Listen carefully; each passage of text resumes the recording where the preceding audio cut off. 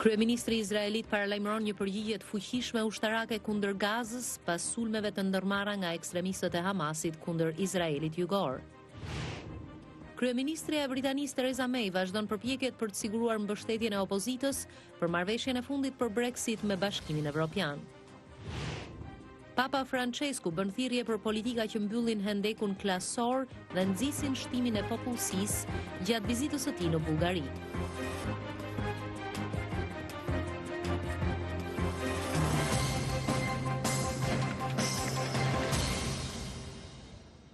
Mirëmbrëma dhe mirë se vini në programin e Zërit Amerikës Ditari, unë jam Ardita Dunellari. Në këtë emision mund të ndiqni një kronik nga Shkupi mbi zhvillimin e votimeve në raundin e dytë të zgjedhjeve për presidentin e ardhshëm të Maqedonisë Veriut, një reportazh mbi të ardhmen e teknologjisë evropiane të shpalosur në projektet e studentëve shqiptarë të huaj në një takim në Tiranë.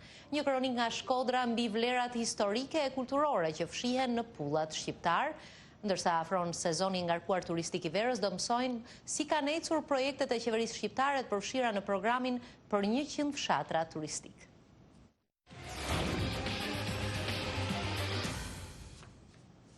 Kryeministri i Izraelit Benjamin Netanyahu thotë se ka urdhëruar ushtrinë të vazhdojë goditjet ajrore masive kundër ekstremistëve në Gazë dhe të dërgojnë tanke dhe kontingjent të këmbësorisë në kufit e Gazës. Ekstremistët goditën Izraelin jugor me një numër raketash dje nga rripi i Gazës që kontrollohet nga Hamasi.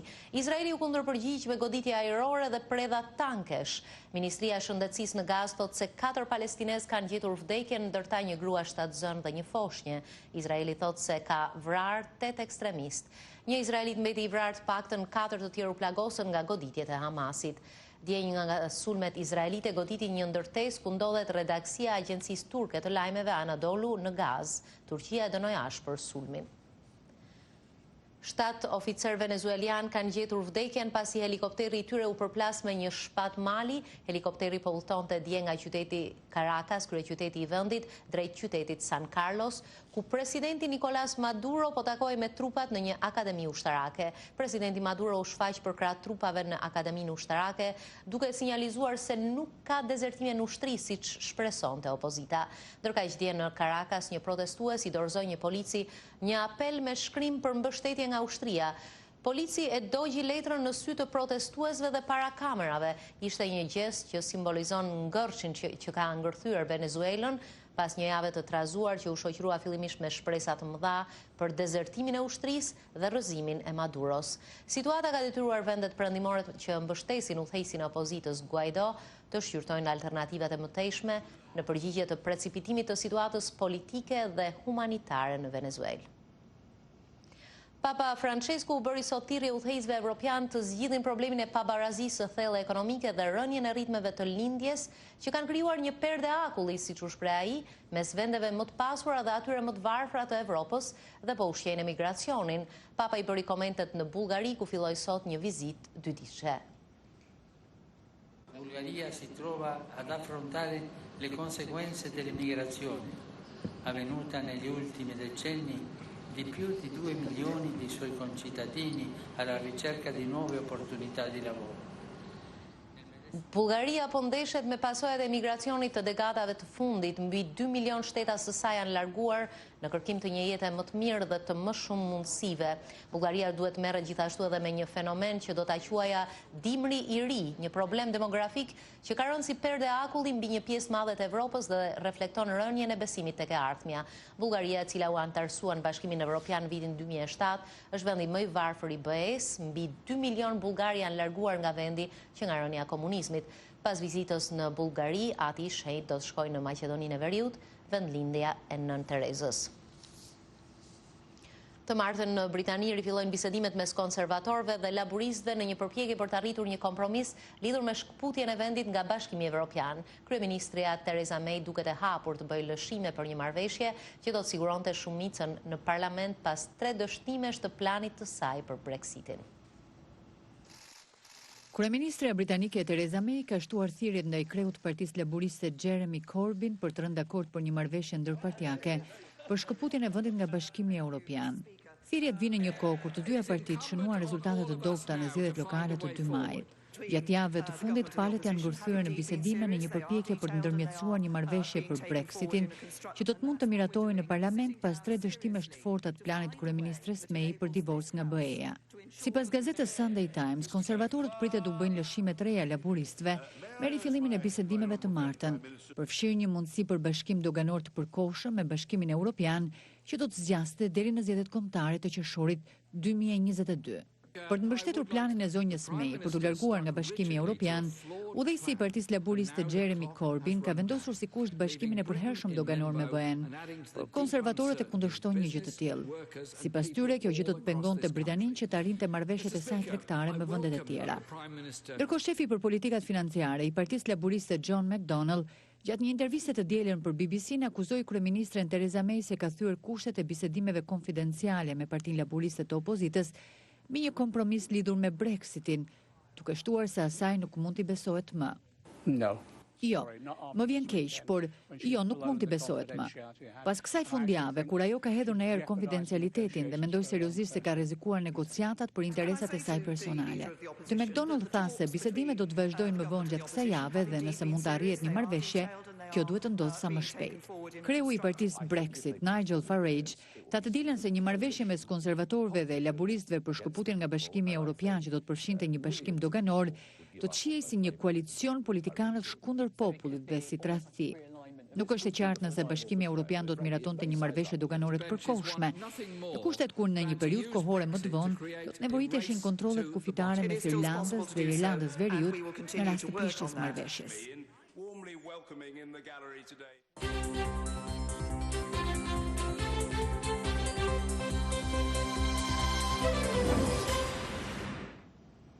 Në Maqedoninë e Veriut po mbahet balotazhi i zgjedhjeve presidenciale, 2 garuesit kërkojnë votat e shqiptarëve, të cilat janë të domosdoshme për fitoren, por në komunat e banuara me shqiptarë është vërejtur një pjesëmarrje më e ulët deri në orët e pasdites, krahasuar me atë të raundit të parë. Qendrat e votimit mbyllen në ora 19, njofton nga Shkupi korrespondenti Isak Ramadani.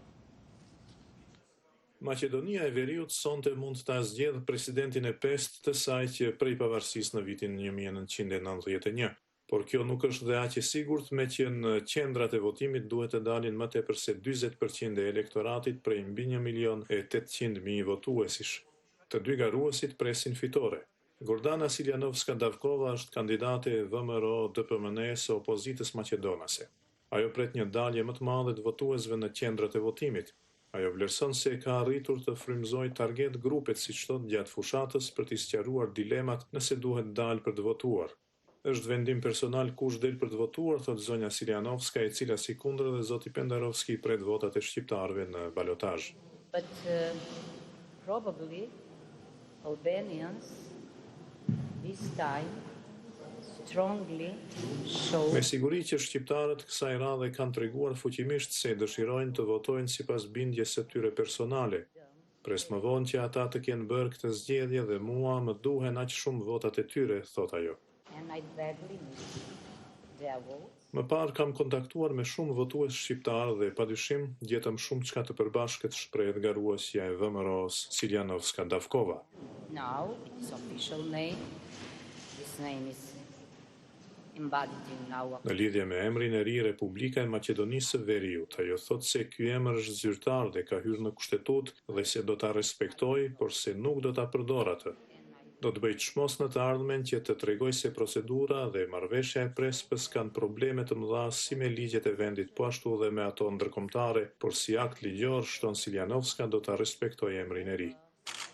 Stevo Pendarovski, mbështetur nga Lidhja Social-Demokrate dhe partitë në pushtet përfshirë Bashkimin Demokratik për Integrim dhe 10 parti më të vogla e organizata jo qeveritare, pret një fitore më të thellë në balotazh nga ajo e raundit të parë, sepse siç thotë, ato kategori njerëzish të cilët qëndruan në shtëpi në raundin e parë, apo ata të cilët e votuan zotin Blerim Reka, do të dalin në zgjedhje. Moja ta nadeshe дека najgolemi od od kjo prepoznat konceptot za koji se zalagam izminative meseca. Kam shpresë se pjesa më e madhe e tyre do ta njohin konceptin për çka jam angazhuar në muajin e fundit e që është shkuarja përpara. Koncept ky për të gjitha komunitetet etnike pavarësisht nga përkatësia e tyre fetare, etnike apo partijake, thot ai. Zoti Pendarovski thot se koncepti i kundërshtaris së tij e kthen vendin prapa si në aspektin e integrimeve dhe në veçanti në atë të prishjes së marrëdhënieve ndëretnike. Në balotazh duhet të dalin mbi 40% e votuesve, përndryshe zgjedhjet quhen të pavlefshme. Në atë rast, kryetari i parlamentit Talat Xhaferi do të merrte përgjegjësitë si ushtrues i detyrës së presidentit deri në organizimin e zgjedhjeve të radhës pas një periudhe prej 6 deri 9 muajsh. Zoti Xhaferi ka lënë të kuptohet se kjo do të paraqiste një barë për të dhe për institucionet dhe nuk do t'i ndihmonte as pak proceset. Zgjedhjet po vëzhgohen nga 3300 vëzhgues vendas dhe 250 vëzhgues të organizatave të huaja me odirin në krye. Qendrat e votimit mbyllen në ora 19 dhe pas pak orësh mund të dihen rezultatet e para që zakonisht publikohen nga shtabet zgjedhore të garuesve apo edhe nga Komisioni Shtetëror i Zgjedhjeve paramesnate. Për Zërin e Amerikës, nga Shkupi, Isak Ramadani.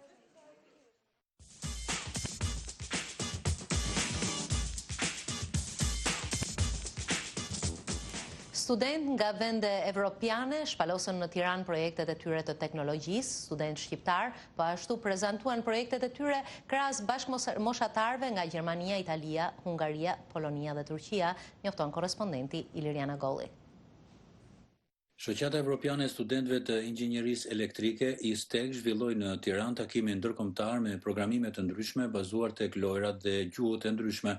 Studentë talentuar nga Gjermania, Italia, Hungaria, Polonia dhe Turqia, si dhe student nga universitetet e Shqipërisë janë përfshirë në krijimin e videolojrave në një nga gjuhët e programimit të përmendura e cila quhet Python. Among this week, you have known each other. You exchanged ideas with each other and also you have worked together. Student nga shtete të ndryshme po njihen me njëri tjetrin dhe kulturat e tyre kombëtare, po shkëmbejnë ide shkencore dhe po punojnë bashkë, tha Benson Begaj, përfaqësuesi i ISTEK Tirana. Partnerët e takimit ndërkombëtar ishin Skills for Job, Fondacioni Ivanaj, Universiteti Epoka dhe Concept Marketing. You learn things that it was a pleasure for you to learn new things that you can use in the future. And so I hope that overhaul your experience also.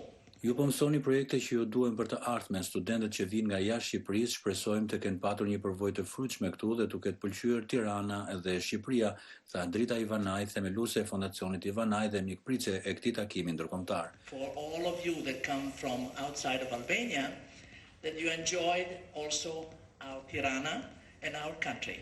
Në fund u paraqiten edhe projektet e studentëve, organizatorët po praktikojnë të rinj si të zhvillojnë modelet e reja programesh për të ardhur në ndihmë qytetarëve me njohuri mbi tregun e punës. Bashkë me 10 studentë nga universitetet e Tiranës në këtë takim ndërkombëtar morën pjesë edhe 10 nxënës të talentuar nga shkollat profesionale të Lezhës, Vlorës dhe të kryeqytetit. Për Zërin e Amerikës, Iliriana Golli, Tiranë. Në Shkodër është promovuar libri i 4 i studiuesit Hysen Dizdari, Arkeologjia në pullat shqiptare. Historia e pullës postare shqiptare nis me 5 maj të vitit 1913, kur qeveria Ismail Qemalit nxori pullën e parë postare. Që nga ajo ditë pullat shqiptare kanë dhënë një ndimes të gjerë për pasqyrimin e historisë dhe kulturës kombëtare. Korrespondenti Pullum Sulo njofton. Libri Arkeologjia në pullat shqiptare i studiuesit Hysen Dizdari, që u promovua në Shkodër, sjell një pjesë të historisë së zhvillimit të pullës postare shqiptare, e cila nis me 5 maj të vitit 1913, kur qeveria Ismail Qemalit emetoi pullën e parë postare. Pjesë e rëndësishme e kësaj historie, thot studiuesi Dizdari, janë edhe pullat postare me tematikë nga arkeologjia. Libri përmbledh të gjitha emisionet me pulla që janë emetuar nga posta shqiptare që nga viti 5 maj 13 dhe deri në vitin 2018. Objektet më të rëndësishme arkeologjike të zbuluara në Butrind, të zbuluara në Apolloni, të zbuluara në Antigone, të zbuluara në Oricum, por përfshi dhe mozaikët. Filatelisti Beqir Ndreukaj thosë se që nga viti 1913 deri në vitin 1991, Pullat postare kanë pasur një zhvillim të vrrullshëm duke pasqyruar historinë, kulturën dhe arkeologjinë shqiptare përmes një numri të madh të serive postare. Nga 22 deri në 45 janë emërtuar gjithsej 57 seri me 337 pulla ose 3 seri për arkeologjinë me 22 pulla. Në periudhën komuniste, domethënë nga 4 janari 45 deri në 10 të 91 janë emërtuar gjithsej 512 seri. Nga këta 14 seri përkasin arkeologjisë. Sipas filatelistit Lorenz Kaçulini, pas vitit 1991 ka një zbehje të kërkimeve arkeologjike, gjë që pasqyrohet edhe në pullat postare. Mas viteve 1990 e këtej, kena një kufizim të ritmeve të kërkimeve arkeologjike, si edhe kena edhe një varfëri në objektet arkeologjike, edhe si rezultat i kësaj, pra serit e pullave që dolën i referohen gjetjeve të dikurshme apo objekteve arkivore dhe ikonave të depozituara prej kosh në muzeume. Libri Arkeologjia në pullat shqiptare është i 4 i këtij lloji i studiosit Ditari. Ai thotë se qëllimi i këtyre botimeve është përhapja e kulturës kombëtare. Libri i parë është libri Flora dhe fauna detare në pullat shqiptare. Libri i dytë është Skënderbeu në pullat shqiptare dhe libri i tretë Nën Tereza në pullat shqiptare. Unë në këta libra që kam bën fushën e filatelisë shqiptare, dua të tregoj edhe para shqiptarëve, edhe para botës, vlerat tona kulturore, historike, mira vjeçare që kemi si kom, si popull, të cilat duhet i ruajmë. Duhet ja lëmë trashëgim bezë të ri. Duhet i studiojmë më shumë. Libri i fundit i Ditari përfshin rreth 140 pamje të objekteve arkeologjike të zbuluara në territorin e Shqipërisë dhe të emetuara në pullat postare gjatë 105 viteve të fundit. Për Zërin e Amerikës, nga Shkodra, Pollumsulo. Qëndrojmë në Shqipëri ku qeveria po nxit një program për 100 fshatra turistik, por sfidat e zhvillimit mbeten të mëdha. Me gjithë pasuritë e mëdha natyrore dhe kulturore të vendit, zonat kanë pak investime në infrastrukturë dhe një problem madhor mbetet largimi të rinjve jashtë vendit. Korrespondenti i Zërit Amerikës Raimond Kolla na njeh me ecurinë e këtij programi në qarkun e Gjirokastrës ku përfshihen 12 fshatra turistik. Lazarati doli nga harta e kultivimit të marijuanës në Shqipëri gati 5 vite më parë dhe tani gjan me zona të tëra në jug të Shqipërisë të braktisura nga banorët. Të dhënat flasin se në këto 5 vite fshati ka humbur gjysmën e banorëve, të cilët janë larguar jashtë vendit. Në fshatin që pak vite më parë, sipas rojës bregdetare italiane, siguronte rreth 900 ton marijuanë, që vlente në tregun kriminal rreth 4.5 miliard euro, tani shumë prej banorëve i marrin artikuj ushqimor me lista. Tregtorët e vogla u kanë zënë vendin marketeve të mëdha që kanë mbyllur dyert nga mungesa e fuqisë blerëse, ndërsa edhe bizneset e mëdha dhe të mesme pothuajse janë mbyllur. Qeveria e përfshiu Lazaratin në programin e 100 fshatrave turistik së bashku me 12 fshatra të tjerë në qarkun e Gjirokastës që përfshin dhe Tepelenën dhe Përmetin. Por administratori i Lazaratit, Bernard Pollo, thotë se janë plotësuar vetëm disa pyetësor dhe nuk ka pasur asnjë projekt konkret. Deri në këtë moment nga qeveria thjesht ne kemi plotësuar disa pyetësor. Dhe në dorë është bërë dhe një dëgjes publike. Nga të gjitha këto ne kemi dhënë informacione të dhura. Por Lazarati nga dëgjesa publike janë kërkuar më shumë ku duhet të ndërhyet për Lazaratin. Sipas zotit Pollo, fshati furnizohet në gjysmën e tij me ujë dhe fermerët e kanë të vështirë të punojnë sipërfaqet bujqësore, pasi nuk mund të shkojnë në tokat e tyre për shkak të mungesës së urave. Largimi të rinjve dhe mungesa e investimeve mbeten dy nga sfidat më të mëdha të programit të qeverisë, megjithëse disa prej fshatrave të vegjël të jugut, pasuritë e mëdha kulturore përzihen me pasuritë natyrore dhe shtëpitë qindra vjeçare qëndrojnë ende në këmbë. Gentiana Brahimi, specialiste në sektorin e turizmit në Bashkinë e Gjirokastrës, flet për disa nga këto sfida konkrete në zonat që janë shpallur fshatra turistik, si Dhoksat, Zhulat, Lazarat, Sotir dhe Nepravisht. Duhen një sër investimesh që duhet bërë jo vetëm nga Bashkia e Gjirokastrës, por nga komunitetet e këtyre zonave dhe sigurisht edhe nga qeveria shqiptare. Flasim për shërbime në tërësi, duke nisur së pari me infrastrukturën që është e domosdoshme për të vijuar më tej me forcimin apo me njohjen e shërbimeve që në këto zona nuk njihen fare. Për bujtinë apo flasim për mënyrën se si të zhvillohet turizmi në këto zona, turizmi që tërheq një pjesë të veçantë të atyre vizitorëve që kanë interes për të njohur bukurinë e këtyre zonave, për të të njohur ushqime tipike, veshjet, folklorin dhe kështu me radhë. Zonja Brahimi thot më tej se emigrimi të rinjve është një mungesë e madhe për shërbime ndaj turistëve, pasi ky sektor nuk më të mbështetet tek moshat e treta. Është një plagë që po përhapet gjerësisht, sidomos në rajonin jugor, flasim edhe për fshatra të mëdha si Lazarati që deri para pak vitesh nuk e njihte fenomenin e emigrimit, ndërsa në mas tani ka të rinj që emigrojnë andej, po flasim për Zhulatin ku ka shumë zhvendosje, jo vetëm nga largim nga qyteti, nga fshati drejt qytetit, por edhe jashtë vendit, e njëjta gjë ndodh edhe në komunën e Antigones. Realisht kjo është sfidë e madhe sepse nuk mund të punojnë dhe të jenë njerëz në shërbim të turizmit moshat e treta që kanë ngelur pjesa më e madhe në këto fshatra, por ata që do të ofrojnë shërbime të ndryshme për vizitorët duhet të jenë njerëz të rinj. Programi i fshatrave turistik ka nisur të tregj vëmendjen për disa zona siç është Peshtani në luginën e Vjosës, i cili lidhet mjaft mirë me rrugët kombëtare dhe ku interesimi i turistëve vjen duke u rritur.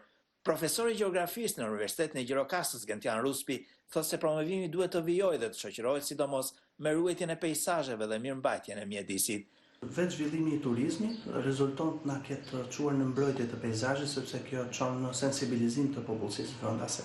Është parë që në ato zona ku është zhvilluar turizmi, paralelisht popullsia është ndërgjegjësuar që duhet bërë dhe mbrojtja e mjedisit. Gjithsesi, banorët duhet i paraprin bashkë me pushtetin lokal të marrin masa në këtë drejtim, në mënyrë që turistët nga ato dallëndyshet e parë të gjejnë këto zona të pastra në aspektin mjedisor. Sipas të dhënave zyrtare, aktivitetet e lidhura me turizmin gjeneruan vitin e shkuar në Shqipëri rreth 45 miliard lek, duke kontribuar me rreth 2.8% në prodhimin e brendshëm bruto. Numri i vizitorëve të huaj u rrit me rreth 11% gjatë 2018-s dhe në 4 vitet e fundit vendi u vizitua nga rreth 21 milion turist. Por rritja e numrit të vizitorëve ka shtuar nevojën për shërbime dhe zonat me këto potenciale të mëdha turistike dhe kulturore kanë sfida të mëdha përpara. Për Zërin e Amerikës nga Gjirokastra, Raymond Kola.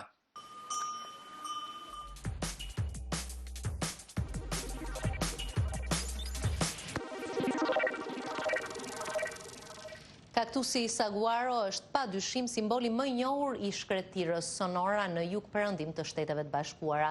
Ky kaktus mund të arrijë deri në 18 metra lartësi dhe jeton deri në 200 vjet. Korrespondentja e Zërit Amerikës Daria Dayguts shkoi në Arizona për të mësuar më shumë rreth kësaj peme madhështore.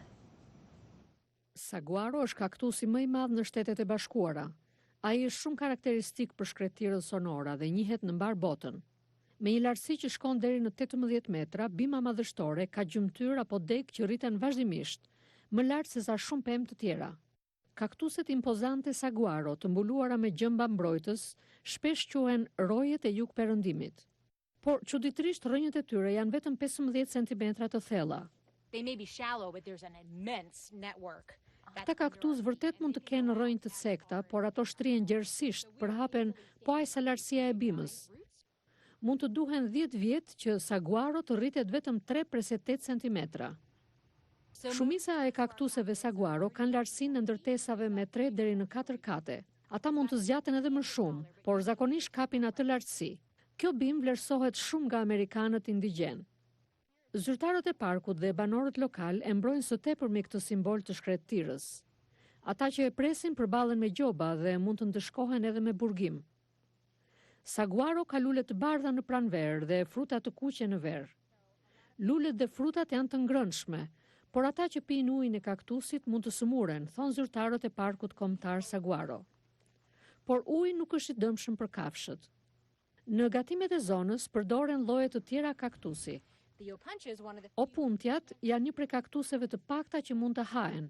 Shumë njerëz marrin veçanërisht degët e reja, u pastrojnë gjembat, i presin në copa dhe i skuqin në tigan si mashurkat. Ne i quajmë ato nopalitos. Një restorant lokal në Tasën shërben kaktus të skuqur me një salcë të shishme me hudhër. Shija i ngjan asaj të patëllxhanit.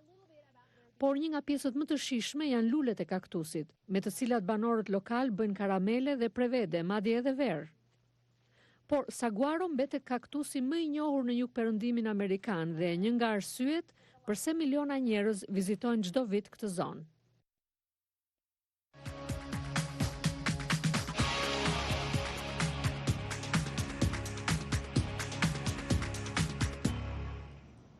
Dhe tani një material nga bota e artit, kineasti amerikan Jordan Peele është prezantuar para shikuesve me realizimin e tij të ri As, që pason filmin e tij shumë të suksesshëm të vitit 2017, Get Out. Të dy janë filma të zhanrit horror. Kritikët dhe audienca kanë vlerësuar kurrajon dhe talentin e regjisorit afrikano-amerikan si një zë origjinal që po përdor zhanrin e filmave horror me tema mbi eksperiencën afrikano-amerikane, të cilat përdoren si metaforë për padrejtësitë sociale dhe racore. Korespondentja e Zërit të Amerikës, Penelope Pulu, ka përgatitur materialin që do ndiqni në vazhdim. You know how sometimes things line up? Coincidences? Since we've been up here, they've been happening more and more.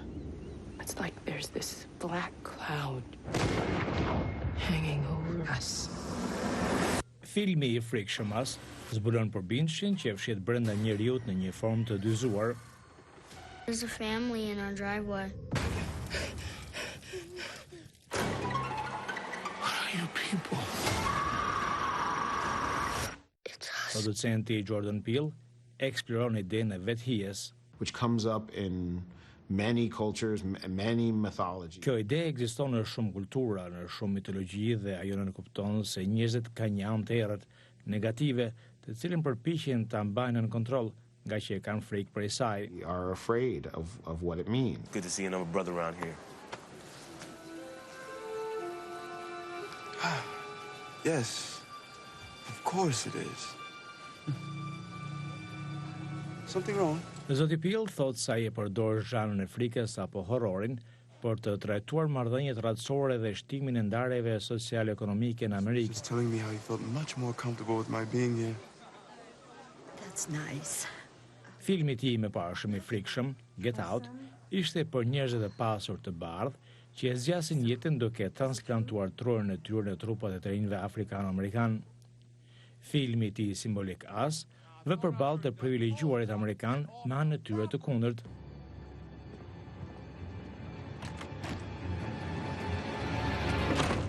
Aktoria fituese e çmimit Oscar, Lupita Nyong'o, luan rolin e një nëne dhe bashkëshortje të klasës së mesme, Adelaide Wilson, dhe hijes së saj, Red, që ndjek nga pas. So oftentimes we feel that the monster. Shpesh herë mendojmë se përbindshja apo e keqja është jashtënesh, jashtë shtëpive tona.